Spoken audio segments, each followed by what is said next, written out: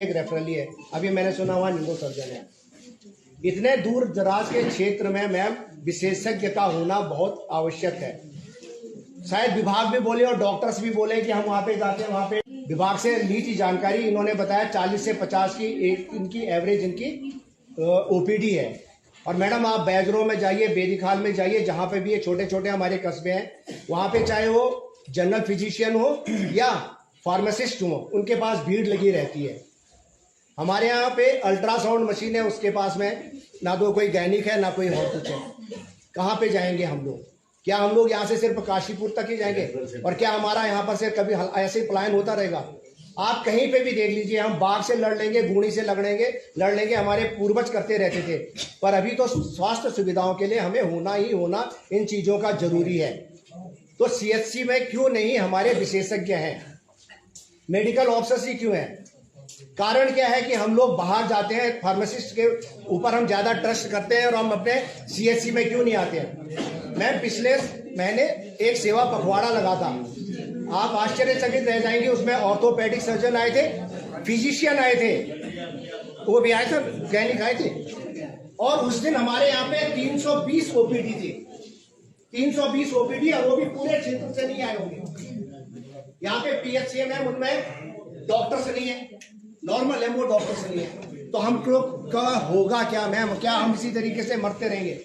Doctor ये बताइए, यहाँ पर पीएचसी है, सीएचसी है? मैम 10 पीएचसी है, पूरे क्षेत्र में 10 पीएचसी है। तो सीएचसी में हमारा कितना स्टाफ है? मैम इसमें सीएचसी में हमारे पास 4 डॉक्टर हैं, तो मैं अकेले था, और अभी जस्ट 3 डॉक्टर और आए हैं, तो हम 4 डॉक्टर हैं यहाँ पे।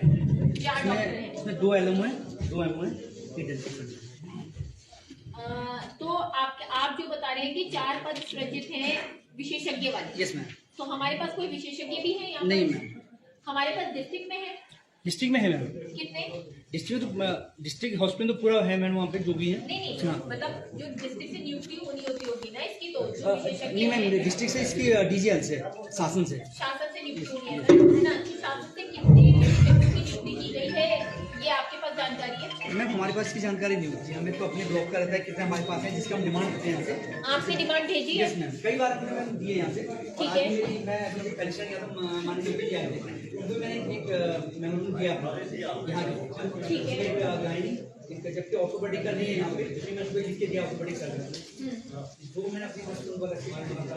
और बाकी जो 4 विशेषज्ञ होने हैं वो नॉर्थ में जिसमें एक गायनी,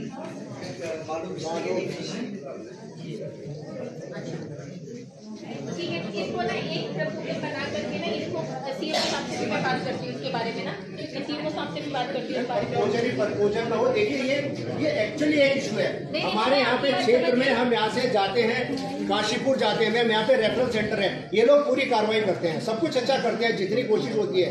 हम यहाँ पे लोगों को लेके गए जो मतलब कि अटैक वगैरह हुआ था, इन लोगों ने जितने अपने एफर्ट्स में हुआ था वो किया है।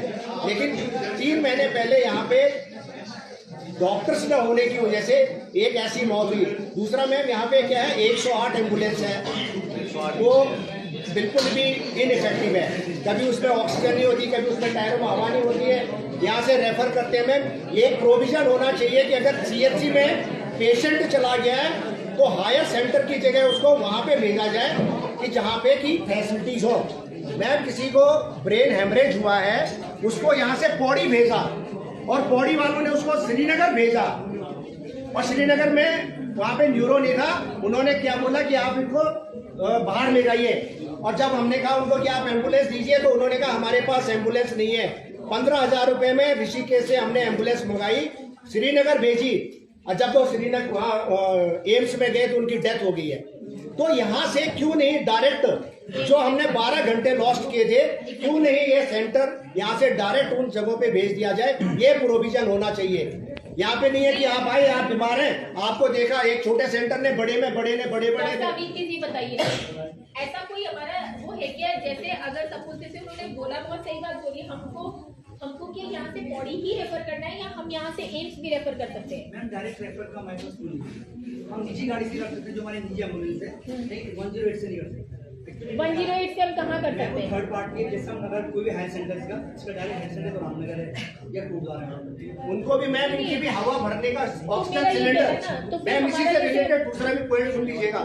ऑक्सीजन सिलेंडर इनके या तो पौड़ी में भरे जाते हैं कोटद्वार में, मतलब कोई है इसका इनका जो नेटवर्क है, उसके अलावा क्यों नहीं? क्योंकि जिस दिन हम उस पेशेंट को लेके गए थे उन्होंने कहा कि मेरे उसमें गाड़ी में ऑक्सीजन ही नहीं है। लेकिन ऑक्सीजन सिलेंडर तो हमारे पास हॉस्पिटल में अवेलेबल होते हैं। हॉस्पिटल से मैंने करवाया था, लेकिन हॉस्पिटल वाले सीएचसी वाले मना कर रहे थे, हेल्थ वाले, कि ये लोग वापस नहीं देंगे हमारे को। मतलब ये पता नहीं विशियस सर्कल है मैम, जिसमें कि ये इस तरीके से होता है।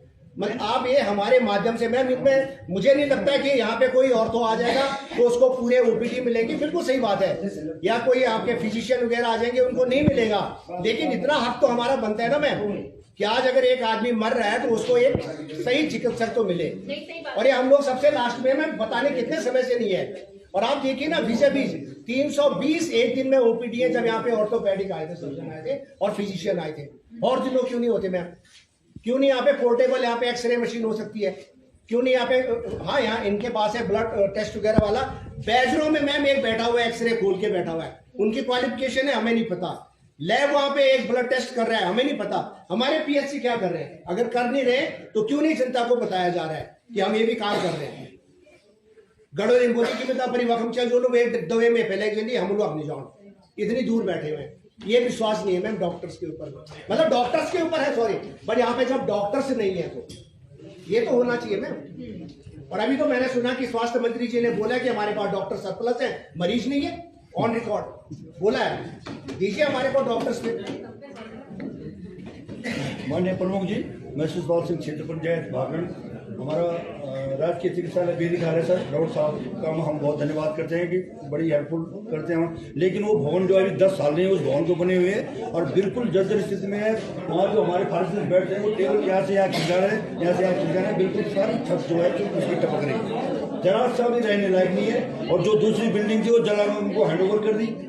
अब हैंडओवर जलागम ने अपने लायक को बनाई और जिसमें हमारी केस चल रही है, मतलब वो चल रहा है। तो फार्मेसिस्ट साहब को जब मैंने देखा, वास्तव में मैं खुद अपने शुगर टेस्ट करने के लिए गया था, तो कुर्सियां ऐसे खिसकानी पड़ी, पूरी छत टपक रही है। तो मेरा निवेदन है बीडीसी के माध्यम से कि उस बिल्डिंग की जो है तुरंत मेंटेनेंस रिपेयरिंग कर दी जाए। उसका प्रपोजल दिया है क्या? ये बेरिखा। का ये आयुर्वेदिक है एलोपैथिक है? वो एलोपैथी हर बार किया जाता है। उससे ज्यादा जनरल हमारी है